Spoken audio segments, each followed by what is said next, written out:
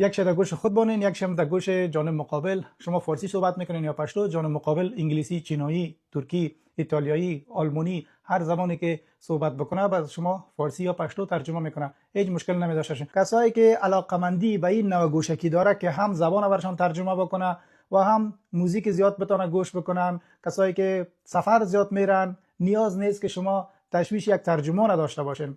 به هر سر دنیا که برین 150 کشور میتونین که زبانش با می گوشکی مشکلش حل بسازیم. خوشبختانه که زبان فارسی و پشتو هم شامل 150 زبان است که شما میتونین می لیستش در اسکرین هم ببینین.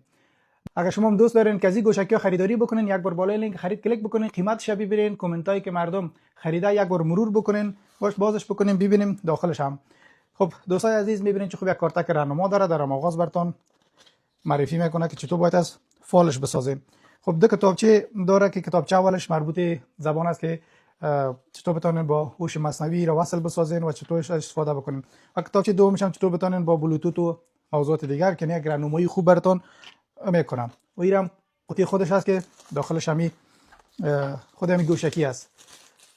و نگفتن نمونه که چقدر خود از این مقبول است و چقدر مقبول در گوش میشینه. کسایی که میخواین که یک دانش یا دو دانش در گوش خود بانه، میبینین که خوبیشی است که شما میتونین اگر خوشتان نامد رنگش یا هر بر دلیلی که دوباره میخواستین ارسال بکنین، مدت 30 روز وقت دارین، رایگان میتونین که دوباره پس هم روانش بکنین. دوستان عزیز، کسانی که بیرون از تیک تاک رو تماشا میکنین، شما میتونین که به می کانال تیک تاک که به نام جاوید شیرزه است سر بزنین، به خاطر سفارشتان آنجا بالای ثبت نوری رنگ کلیک بکنین، سفارش بدین، در منزل تحویل بگیرین. کشورهایی که براتون در تیک تاک این آپشن نشان میده.